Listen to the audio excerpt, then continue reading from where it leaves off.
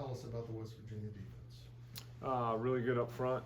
You know, they've they really fly around and get off blocks.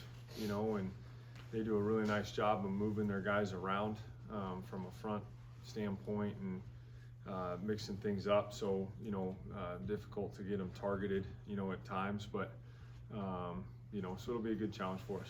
What goes wrong, sir? What goes wrong between them being so good up front and then having some issues with the pass? Yeah, no, I think it, you know, it's probably a combination of things, you know, but, you know, I think when they do, I mean, because they do a lot defensively, so I think when they do a lot, sometimes, you know, they do get out of a gap and all of a sudden you get, you get a big play, so, but, you know, our guys are ready and have had a pretty good week of prep, so. They used to kind of play with a monster. Is there something they do that's extraordinarily different from other teams? Talking about just West Virginia defensively. I mean, I'd say they're definitely unique, you know, but again, you know, they play a variety of fronts and you know, quite a few versions of, you know, some too high zone defense. So, but no, it's they're unique, but it's not just anything that's super different than anything else. You feel like you guys have kind of conquered that odd man front and gotten the hang of it?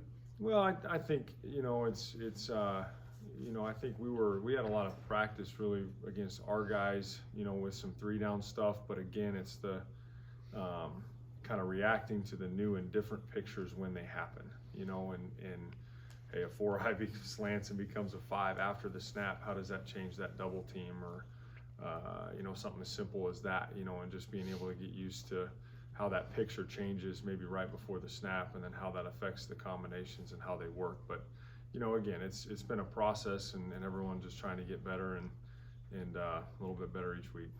You guys talked about how good Will's preparation has been, even as the backup.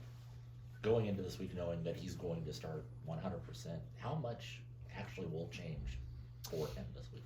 You know, it's been so much fun to work with Adrian and Will this week, or you know, this season, because they both have been extremely active in the game planning process. And even though, like you said, Will hasn't played as much or as many games, but I mean, they're talking to each other, bouncing ideas off one another, telling me what they like, what they don't like, for whatever reason, and then. So, you know, I think it's obviously he's running point and has a little bit more on his shoulders that way. But it's been a very collaborative, fun deal, you know, the whole year. So good that it's not totally new, but obviously he is in the chair. So we've seen Will had a lot of success pushing the ball down the field in his starts. On Saturday, it looked like he was just kind of taking what the defense gave him. Is that something that you guys figured might happen throughout the week?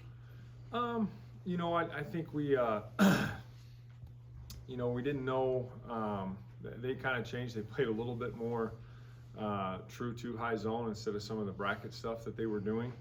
You know, so it was a lot of quarter, half, and some different things that allowed for some kind of intermediate, you know, pass game. But, you know, I think the thing that was interesting too with Baylor, I have to get my mind back. It's been a minute, but you know, they pressure us a lot more too. And so again, they're a 30% pressure team. They pressure you 65% of the time. And one of the best things Will did in that game was get it out of his hand hot and allow us to get Deuce out in patterns in 5-man pro. And, you know, and they couldn't get to him, you know. And so, I mean, 12% of the time they're bringing the corner off the edge, which was not, you know, we weren't expecting that much of it. But he was able to manage it and see it, and that allowed him that probably some of those things were even down the field plays that ended up being short because of what they did and how he was able to react and manage it. It probably feels like you've coached against the Stills brother, I think, for about every year of your career. Yeah. Someone you got to be aware of. Oh, 100%. I mean, he does a great job, and high motor, long, athletic, physical. You know, I feel like we have a elite D-line pass rusher, you know, every week. So it's he'll be a challenge. What makes Ben Sennett such a good receiving threat right now? You know, I think he's got natural ball skills. I mean, he really does, and it's something we've known for a while. But him being able to make those plays in the game has been a lot of fun to watch. It has been and will continue to be a great weapon for us as you start looking at, from a defensive perspective of how they see us with taking care of Deuce, taking care of, some edge players, and then obviously some quarterback run game stuff. You're able to create some one-on-ones there, with your Y. So, and he's done a good job of when the plays have come his way of finishing it and getting it done.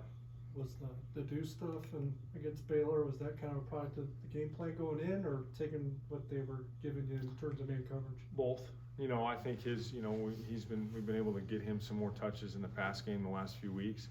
And then with some of the things that they did, it kind of happened organically there too. So.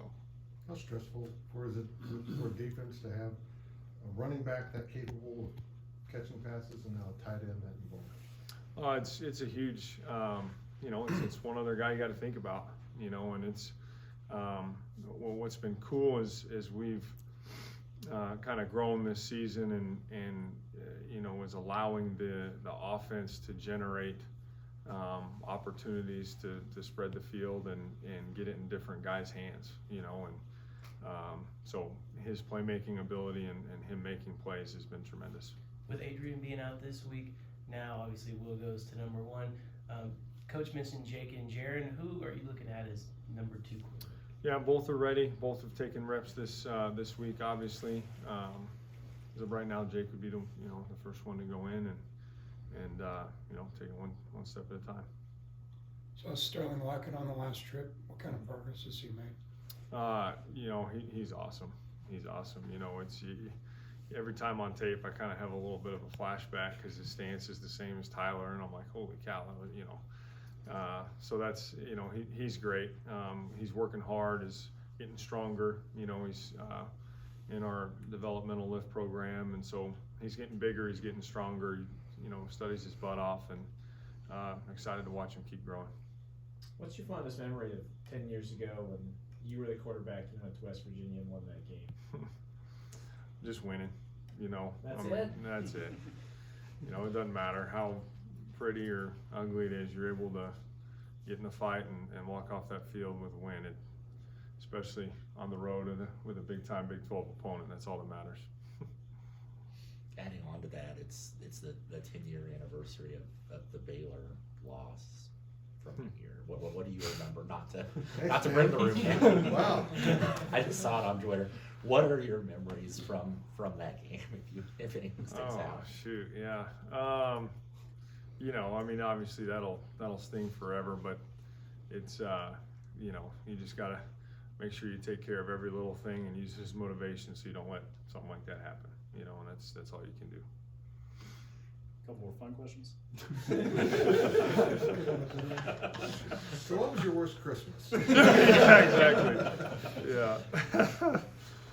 Oh, Okay, Mikey. Do you enjoy not hearing John Denver at the end of the game? yeah, exactly. Yeah, that'd be the goal.